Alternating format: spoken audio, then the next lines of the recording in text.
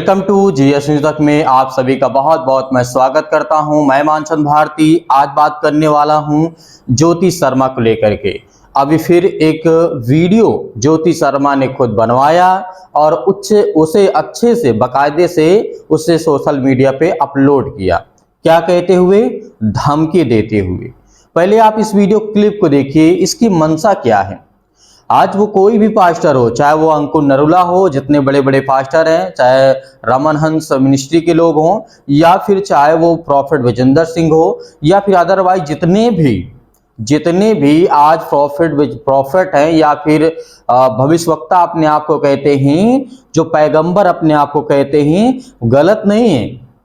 यदि यकीनन परमेश्वर ने आशीष दी है और वो काम कर रहे हैं, दूसरों की जिंदगी में काम हो रहा है, तो कोई दिक्कत नहीं है। लेकिन इस ज्योति शर्मा को क्या तकलीफ है, क्या दिक्कत है, पहले आप क्लिप देखिए जो ज्योति शर्मा ने खुद शूट करवा करके उसे अपलोड किया कि डालिए ईसाइयों को हम धमकी देते हैं। वीडियो को देखिए।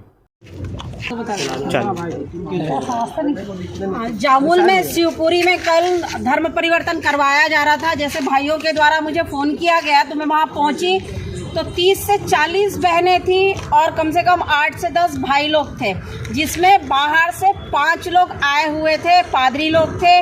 वहां पर मुंह जूठा करने का कार्यक्रम है, ये कहना था। पड़ोसियों को इकट्ठा करके मुंह जूठा करने का कार्यक्रम को पड़ोसियों को इकट्ठा करके पादरी को बुलाने की क्या आवश्यकता थी, ये मुझे समझ में नहीं आया। वहाँ जब हम पूछे तो जिनके घर में हो रहा था उनसे हम पूछे कि क्या हो रहा है और आपने क्यों इनको बुलाया। उनका कहना था कि मैं यीशु को मानता हूँ और इनको मैं बुलाया हूँ क्योंकि मेरे बच्चे को इसका प्रॉब्लम था, सीने में दर्द होता था, हार्ट का प्रॉब्लम था, डॉक्टरों ने ठीक नहीं कर पाया, एम्स के डॉक्टर ने ठीक नहीं कर पाया, तो मैं यीशु को मानने लग गया तो ठीक हो गया। ऐसे कौन से डॉक्टर हैं जो उनको ठीक नहीं कर पाए? मैंने ये पूछा तो पादरी से पूछा तो पादरी का कहना था कि नहीं, हमको तो सिर्फ यहाँ पर इन्होंने दावत है करके बुलाया है।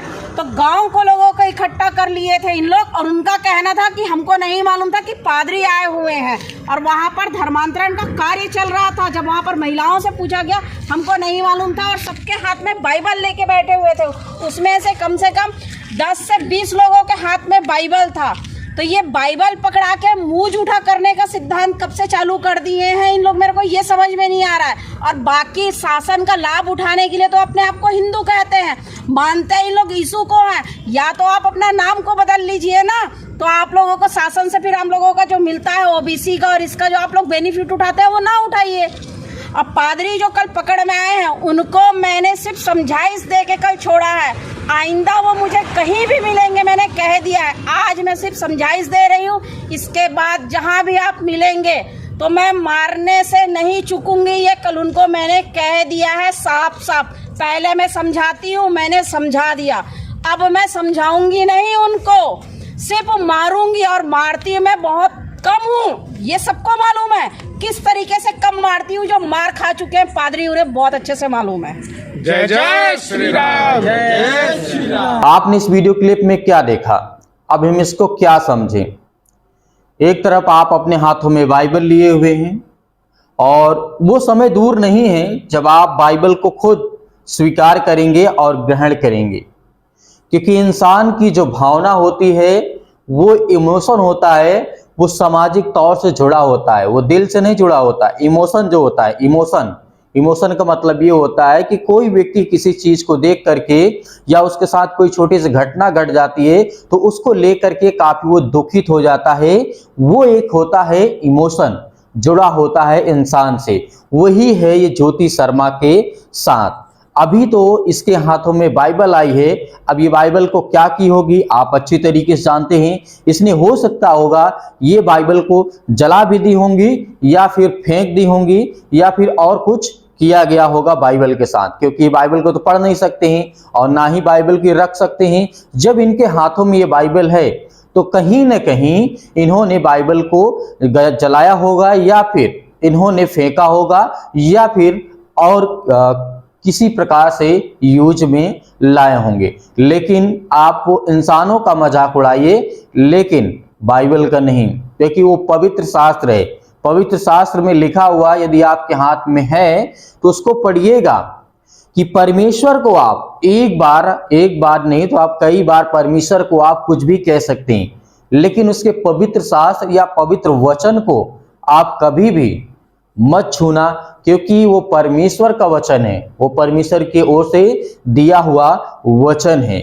ज्योति शर्मा को सिर्फ इतना ही कहना चाहूंगा कि आप इतना जहर मत उगालिए। इंसान को कभी भी इतना घमंड नहीं करना चाहिए। बाइबल में ये भी लिखा हुआ है, पढ़ लीजिएगा, उत्पत्ति की पुस्तक में लिखा हुआ है कि मिट्टी से मैंने तुझे बनाया है और मिट्टी में ही मैं तुझे मिला दूंगा।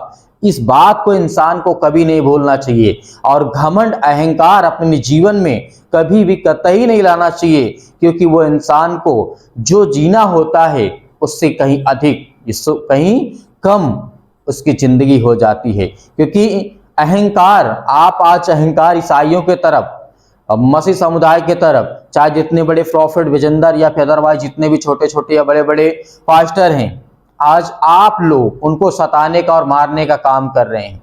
यदि धर्मांतरण हो रहा है तो इसमें कोई दिक्कत नहीं है, आप जबरदस्ती किया जा रहा है तब तो ठीक है। यदि कोई अपनी स्वेच्छा से आता है तो उसकी मर्जी है, उसकी इच्छा है, वो आना चाहे तो ठीक है, नहीं आना चाहे तब भी ठीक है। लेकिन यदि यहाँ पे आपका कहने का मतलब है कि यहाँ पर यदि उन्होंने गलत किया है तो आपको सीधा फोन करना चाहिए। आपके पास पुलिस लाइन नंबर होगा या फिर आपके एरिया में थाना होगा, आपके एरिया में चौकी होगा, चौकी इंचार्ज होंगे, वहां पे अधिकारी बैठे होंगे। किस लिए?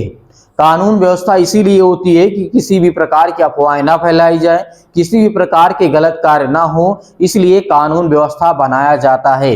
लेकिन ज्योति शर्मा, जो आप अपने अंदर अहंकार को पाल के रखे हैं, ये आपके लिए भी और समाज के लिए भी और हम सब मसीह भाई बहनों के लिए भी हानिकारक है। तो और मैं ज्यादा कुछ नहीं बोलना चाहूंगा। मेरे प्यो, अहंकार कितना, अहंकार के बारे में आप जानते होंगे, बाइबल में बहुत सारे योद्धा हैं, बहुत सारे वीर आए, बहुत सारे मतलब अपने आप को ताकतवर समझने वाले आए, सब मिट्टी में मिल गए। इस बात को भी बाइबल में बहुत अच्छे से लिखा भी गया है। मेरे प्यो, जो भी आपकी राय है हमें कमेंट बॉक्स में कमेंट करके ज्योति शर्मा के बारे में जरूर बताइएगा, क्योंकि आए दिन किसी न किसी दिन ऐसी घटनाएं घटती रहती हैं, तो हम आपको अपडेट करते रहेंगे। मिलते हैं फिर नेक्स्ट वीडियो में, लेकिन उससे पहले कहना चाहूंगा कि आप हमें ट्विटर पे जरूर जुड़िए। कल जो कि हमने प्रॉफिट विजेंदर सिंह के बारे में ट्वीट किया था, आप उसको रीट्वीट आपको ज्यादा से ज्यादा करना है। यदि आप ट्विटर नहीं चला पाते हैं तो आप सीखिए और चलाइए,